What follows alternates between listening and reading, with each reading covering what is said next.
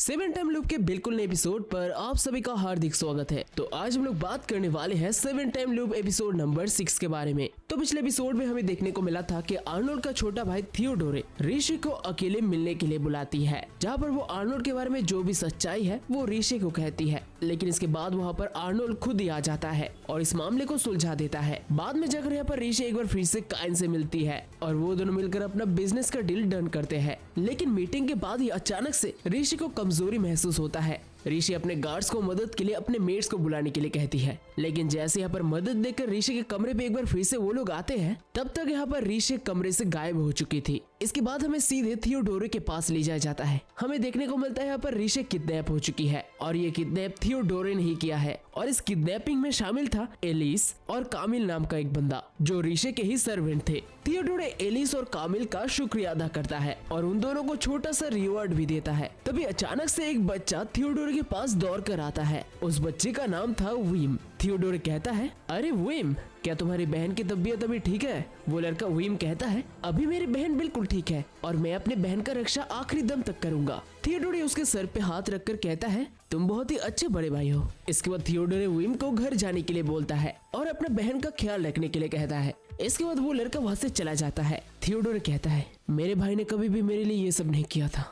मैं पहली बार उस बस्ती में मेरे माँ के साथ गया था और मेरे भाई के लिए मैं भी उन्हीं बस्तियों के लोगों की तरह हूँ। इसके बाद थियोडोरे ऋषि के साथ मिलने के लिए जाता है। थियोडोरे पूछता है, तो दीदी अभी आपको कैसा लग रहा है? थियोडोरे को यहाँ पर देखकर ऋषि बहुत ही ज्यादा सरप्राइज थी। थियोडोरे कहता है, मैंने एलिस के पास से सुना कि सारे मेट्स बहुत ही अच्छे तरीके से परफॉर्म कर रहे हैं। मैं अपने भाई से बहुत ही ज्यादा जेलस हूँ कि उनको आपकी जैसी बीबी मिलेगी। ऋषि पूछती है, आखिरकार तुमने ये क्यों किया? थियोडोरे कहता है, ऑफ कोर्स मेरे भाई को गुस्सा दिलाने के लिए। मेरे भाई हमेशा काम के लोगों के लिए कदर करता है और ऑब्वियसली मेरे लिए उनके मन में कोई जगह नहीं है, तो एटलीस्ट मैं चाहता हूँ कि वो मुझे और भी ज्यादा हेट करे। अगर मैंने ये नहीं किया तो वो मेरे तरफ देखेंगे भी नहीं। जब मैं अकेला था तब मेरा भाई मेरी तरफ आंख उठाकर भी नहीं देखता था, लेकिन जब मैं तुम्हारे करीब गया वो मेरे ऊपर नजर रखने लगा, यानी कि इसका मतलब वो मेरे बारे में सोचता है। ऋषि पूछती है, आखिरकार तुम्हारे फैमिली के लोग एक साथ मिलजुल के क्यों नहीं रहते?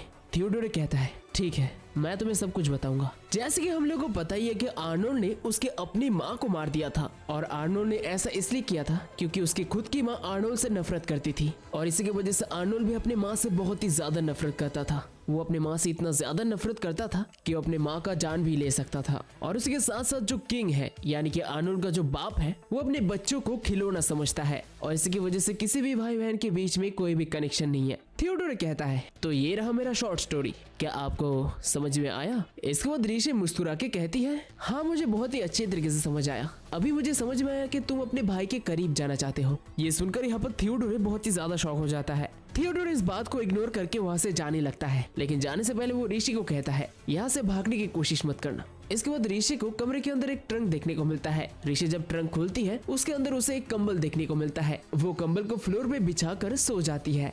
इसके बाद हमें थोड़ा सा पीछे ले जाया जाता है। हमें यहाँ पर जानने को मिलता है ऋषि को पहले से पता था कि वो किडनैप होने वाली है और उसे कौन किडनैप करने वाली है ये भी ऋषि को पता था। ऋषि को एलिस के ऊपर तब शक हुआ था जब ऋषि को एक लेटर मिला था। ऋषि को यहाँ पर तो पता नहीं चलता कि ये लेटर किसने भेजा है, लेकिन जब वो सारे मेट्स का बैकग्राउंड चेक करती है तब उसे पता चलता है कि एलिस एक झोपड़पट्टी से आई है। बाकी सारे मेट्स भी यहाँ पर बहुत ही गरीब फैमिली से आए हैं, लेकिन अकेले एलिस ही थी जो झोपड़ी से आई थी। और ऋषि जब बेहोश हुई थी तब यहाँ पर एलिस ही ऋषि का मदद करने के लिए आई थी, लेकिन तभी ऋषि उन दोनों के सामने उनका पोल खोल देती है। हमें जानने को मिलता है यहाँ पर थियोडोरे ने बहुत समय पहले स्लम्स में मदद की थी और इसी मदद की वजह से अभी उन दोनों को इसका हिसाब बराबर करना था और इसी की वजह से वो लोग थियोडोरे का कमांड मान रहे थे। ऋषि ये जानकर अपने आप को किडनैप करने के लिए बोलती है और इसकी वजह से ऋषि यहाँ पर थी। इसके बाद ऋषि जब अपना छोटा सा नींद पूरा करके उठती है, ऋषि अपने स्कर्ट के नीचे से एक छोटा सा चाकू निकालती है। ऋषि यहाँ पर पूरी तरीके से तैयारी करके आई थी।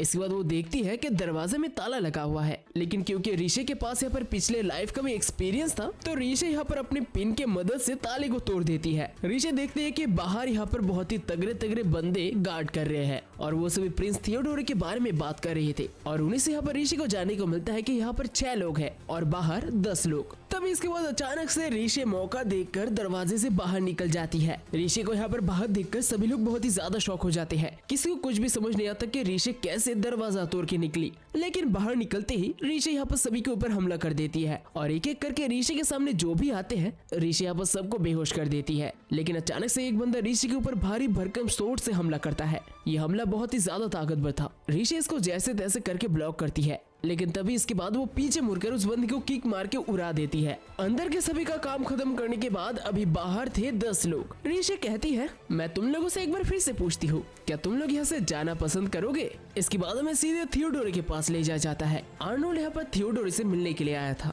थियोडोरे यहाँ पर कहता है, आज बहुत ही खुशी का दिन है। मेरा भाई जो मुझे कभी भी मुझे देखना नहीं चाहता था, वो आज मुझसे मिलने के लिए आया है। आर्नोल्ड कहता है, ये सब बाकी के बकवास बातें बंद करो और सीधे पॉइंट पे आओ। तुम जो ये सब कुछ करने की कोशिश कर रहे हो, ये सब बिल्कुल मीनिंगलेस है। थियोडोरे यहाँ पर अपने मन ही मन कहता है, मेरे भाई को मेरे पापा ने किसी रॉयल फैमिली में शादी करने के लिए मजबूर किया था, लेकिन इसके बाद भाई किसी रैंडम लड़की को यहाँ पर लेकर आए और उसके लिए विला और मेड भी अरेंज करवाया। अगर वो लड़की भाई के लिए एक खिलौना होती तो भाई ये सब कुछ बिल्कुल भी नहीं करते। थियोडोरे इसके बाद कहता है, मैं ये सब इसलिए कर रहा हूँ क्योंकि मुझे गद्दी हड़पना है, यानी कि मैं चाहता हूँ कि गद्दी की रेस से तुम अपना नाम वापस ले लो। वो आपके लिए बहुत ही ज्यादा इम्पोर्टेंट है और वो अभी बिल्कुल मेरे कब्जे में है। अगर आप भले भले मेरा बात मानेंगे तो मैं उसे छोड़ दूंगा। आर्नोल्ड यहाँ पर कहता है, हाँ वैसे थियोडोरे, तुमने कहा कि तुमने ऋषि को बंदी बनाया है, लेकिन तुमने उसे कैसे रखा है? क्या तुमने उसे किसी सेल के अंदर रखा है? थियोडोरे कहता है, मैंने उसको एक रूम पे बंद करके रखा है और वो एक ऊपर की फ्लोर में है।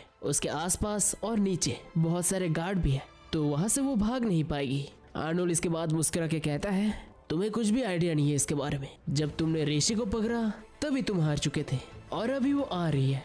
तभी इसके बाद हमें अचानक से किसी का कदमों का आवाज सुनाई देता है। हमें देखने को मिलता है ये और कोई नहीं थी, ये थी ऋषि। ऋषि को देखकर थियोडोरे बहुत ही ज्यादा शॉक हो जाता है। आर्नोल्ड इसके बाद अपने भाई के लिए ऋषि से माफी भी मांगता है। थियोडोरे पूछता है, ये कैसे हुआ? तुम वहां से भागी कैसे? क्या एलिस ने तुम्हें छोड़ा? नहीं, अगर एलिस छोड़ती तो बाहर बहुत सारे गार्ड्स थे। ऋषि इसके बाद कहती है, प्रिंस थियोडोरे, मुझे माफ कर दीजिएगा, लेकिन मुझे कुछ आपको इम्पोर्टेंट चीजें बताना है। इसके बाद ऋषि एक प्रिजनर को कैसे कैद किया जाता है इसके बारे में थियोडोरे को सिखाने लगती है। ऋषि कहती है, किसी को किडनैप करने के बाद उसके हाथों को और पैरों को बांध देना चाहिए और उसे चेन से लटका देना चाहिए, और अगर उसे नंगा कर दिया जाए तो सबसे अच्छा और उससे भी अच्छा ऑप्शन है उसके हाथों और पैरों को तोड़ देना। ये सब सुनकर यहाँ पर थियोडोरे और भी ज्यादा गुस्सा होने लगता है। ऋषि कहती है, वैसे मैंने ये सब कुछ एक किताब में पढ़ा था। इसके बाद आर्नोल्ड पीछे से आकर अपना कोट ऋषि को पहना देता है। आर्नोल्ड कहता है, जिसने तुम्हें किडनैप किया उसको तुम ये सब क्यों बता रही हो? आर्नोल्ड जब अपना कोट ऋषि को देता है, थियोडोरे यहाँ पर आर्नोल्ड के गले का स्कार को नोटिस करता है, लेकिन इसके साथ साथ वो ये भी नोटिस करता है कि ऋषि इसको देखकर सरप्राइज नहीं हो रही है, यानी कि इसका मतलब ऋषि को इस कार के बारे में पहले से ही पता था। ये समझने के बाद थियोडोरे और भी ज्यादा गुस्सा और जेलस होने लगता है। ऋषि इसके बाद थियोडोरे से पूछती है, तो तुम यहाँ पर मेरे साथ क्या करना चाहते थे? थियोडोरे कहता है कि वो राजा बनना चाहता है और वो चाहता है कि आर्नोल्ड अपनी गद्दी से अपना नाम वापस ले ले। थियोडोरे ये इसलिए कर रहा था ताकि अब सबको पता लग सके जो नेक्स्ट किंग होने वाला है वो अपनी फियांसी को ही प्रोटेक्ट नहीं कर सका तो ये कंट्री को कैसे प्रोटेक्ट करेगा, यानी कि वो आर्नोल्ड के इमेज में दरार डालना चाहता था और खुद नेक्स्ट किंग बनना चाहता था। लेकिन ऋषि कहती है, मुझे नहीं लगता कि अगर मुझे कुछ हो गया तो आर्नोल्ड राजा का गद्दी छोड़ देगा। मेरे ख्याल से तुम्हारा रियल ऑब्जेक्टिव एक बखेरा खड़ा करना था ताकि तुम अपने आप को धोखेबाज साबित करके राजा के गद्दी से अपना नाम वापस ले सको।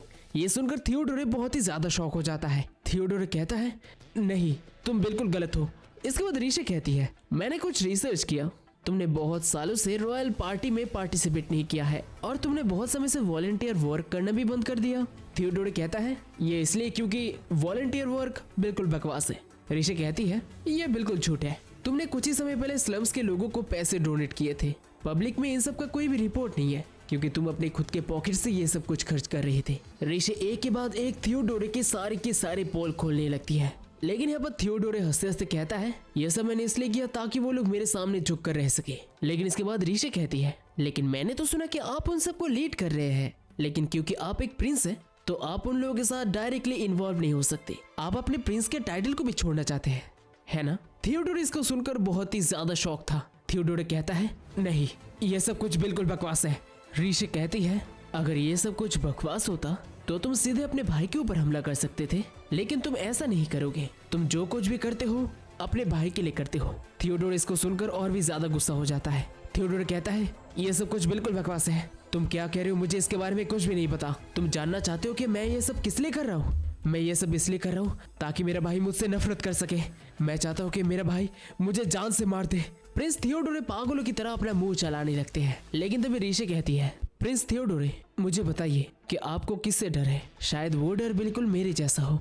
इसके बाद हमें कुछ साल पीछे ले जाया जाता है, जहाँ पर हमें देखने को मिलता है थियोडोरे यहाँ पर घायल लोगों का इलाज कर रहा है। तभी अचानक से वहाँ पर कुछ बैंडिट्स आ जाते हैं और सबसे दवाई मांगने लगते हैं। वो लोगों के ऊपर टॉर्चर भी करने लगते हैं। दूसरी तरफ पर थियोडोरे ये सब कुछ देखकर बहुत ही ज्यादा डर चुका था। थियोडोरे का गार्ड यहाँ पर थियोडोरे को लेकर जाने ही वाला था, लेकिन थियोडोरे इन सब लोगों को छोड़कर यहाँ से जाने के लिए राजी नहीं था। थियोडोरे यहाँ पर उन लोगों को बचाने के लिए बैंडिट्स के सामने आ जाता है। बैंडिट्स जब थियोडोरे के ऊपर हमला करने ही वाला था, तभी अचानक से वहाँ पर आर्नोल्ड आ जाता है और आर्नोल्ड उन सारे बैंडिट्स को मौत के घाट उतार देता है। और ये देखने के बाद ही थियोडोरे अपने भाई से सबसे पहली बार इम्प्रेस हो गया था।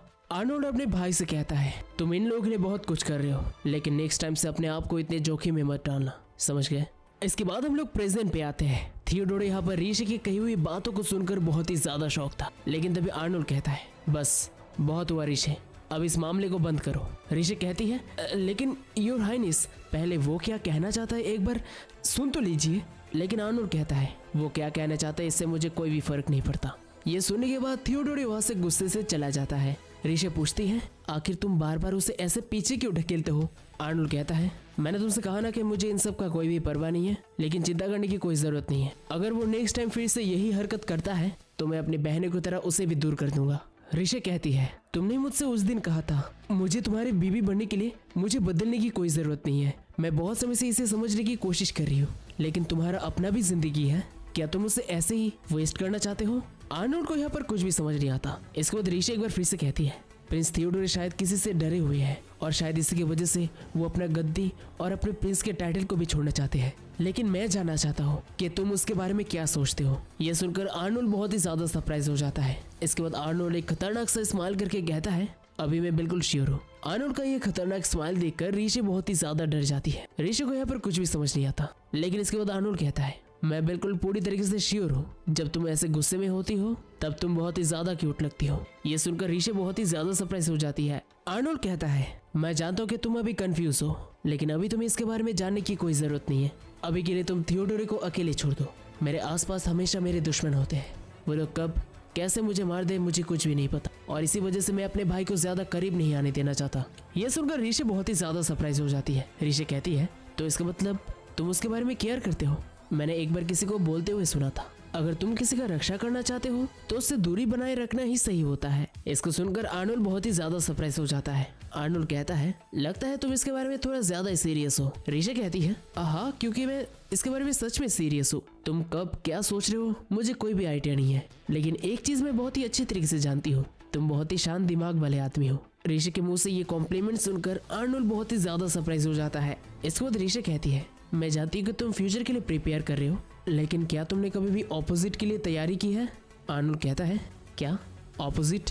तुम्हारा मतलब क्या है? रीशे अपने मन ही मन कहती है, मेरे पिछले लाइफ के दौरान मैंने एक बार भी थियोडोरे के बारे में कुछ भी नहीं सुना था। मुझे नहीं पता कि इन 5 सालों में क्या होने वाला है, लेकिन इसके बाद रीशे आर्नोल्ड को कहती है, हो सकता है फ्यूचर में थियोडोरे तुम्हारे साथ ना हो, तो मैं चाहती हूँ कि तुम ऐसी तरह जियो जिसकी वजह से बाद में जाकर तुम्हें रिग्रेट ना करना पड़े, और मैं भी तुम्हारी वाइफ बन के बिना रिग्रेट के जीना चाहती हूँ। ये कहने के बाद रीशे वहां से चली जाती है। And that's it for the episode number 6। तो वीडियो को लाइक करो, चैनल को सब्सक्राइब करो। तो गाइस मिलते हैं एक नए वीडियो के साथ, तब तक के लिए बाय बाय।